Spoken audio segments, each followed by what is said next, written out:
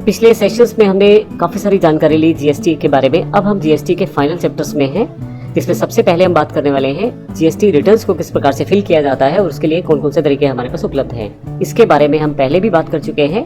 आप GSTR returns को 2 तरह से तैयार कर सकते हैं। आप ऑफलाइन जीएसटीआर रिटर्न्स को तैयार कर सकते हैं और ऑनलाइन डायरेक्ट गवर्नमेंट के पैनल पे जीएसटीआर रिटर्न्स को तैयार कर सकते हैं। इस सेशन में हम बात करने वाले हैं ऑफलाइन जीएसटीआर रिटर्न्स को आप तैयार किस प्रकार से कर सकते हैं और फाइनली आप उसे किस प्रकार से अपलोड करने वाले हैं, जिससे कि हमारी जो इन्फॉर्मेशन है रिटर्न्स के रिगार्डिंग वो सारी की सारी अपलोड हो जाए। ये सारी जानकारी हम यहाँ से लेने वाले हैं। तो सबसे पहले इस सेशन में हम बात करने वाले हैं कि हम जीएसटीआर के ऑफलाइन टूल को किस प्रकार से डाउनलोड करेंगे और इंस्टॉल करेंगे। तो आइए देखते हैं। आपको सबसे पहले www.gst.gov.in URL पर जाना है। ये मैंने यहाँ पे टाइप कर दिया है और वेबसाइट मेरे पास ओपन हो गई है। ये वेबसाइट आपको ना केवल टूल्स प्रोवाइड करती है बल्कि जीएसटी से रिलेटेड सब तरह की इंफॉर्मेशन भी प्रोवाइड करती है।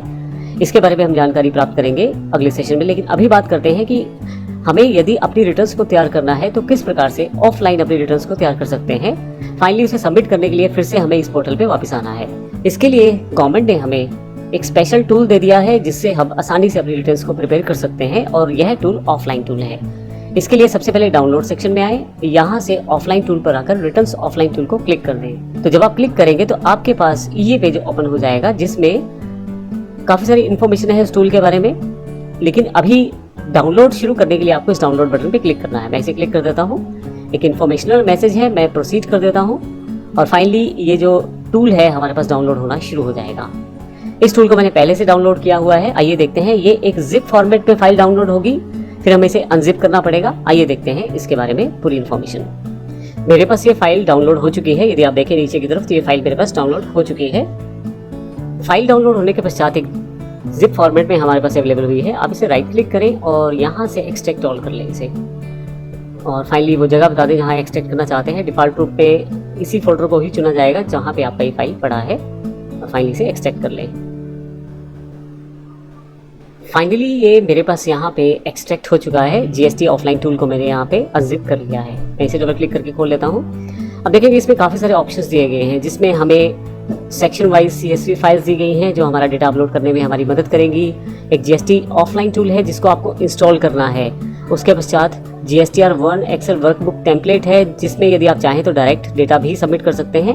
एग्जैक्टली एक टेम्पलेट है जिसमें आप देख सकते हैं कि कौन कौन सा डेटा रिक्वायर्ड है, और एक PDF हेल्प बुक है जिसमें आप पूरी की पूरी इंफॉर्मेशन देख सकते हैं कि किस प्रकार से हम अपने जो इनवॉइसेस हैं उन्हें अपलोड कर सकते हैं ऑफलाइन टूल यूटिलिटी का प्रयोग करते हुए और अपने सारे डेटा को ऑनलाइन कर सकते हैं।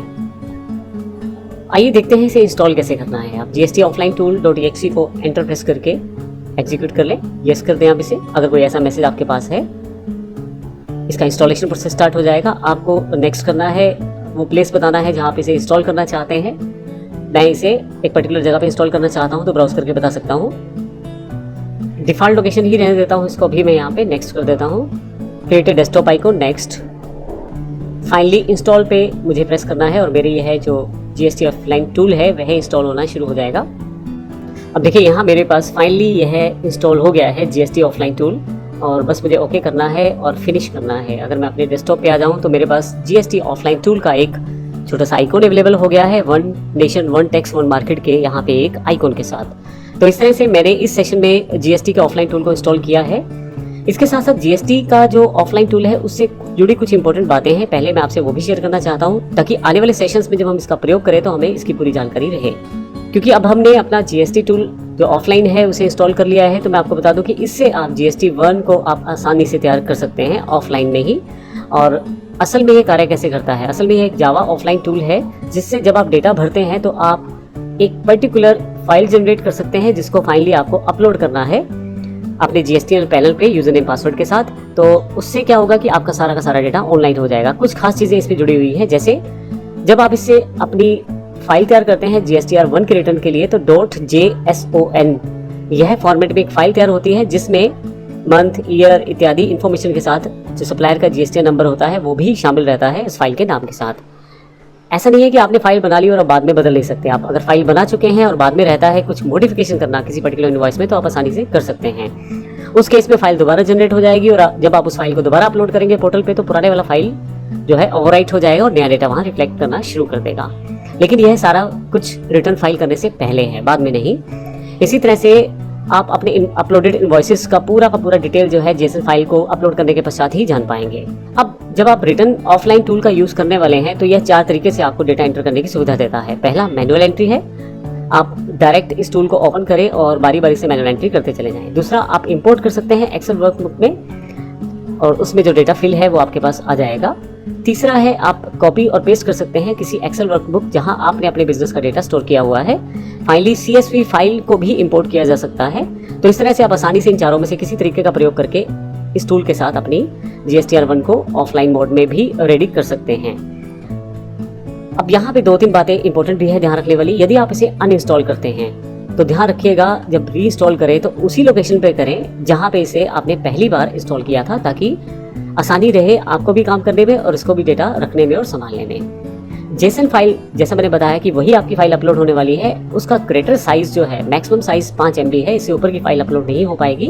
तो एक बार में आप 19,000 तक आइटम्स को अपलोड कर सकते हैं, यानी कि 19,000 आइटम्स को आप एक साथ अपलोड कर सकते हैं। ध्यान रखिएगा, आप 19,000 से ज्यादा भी अपलोड कर सकते हैं, उसके लिए आपको यह फाइल दोबारा बनानी पड़ेगी और उसमें पार्ट्स में आपका डेटा अपलोड हो जाएगा।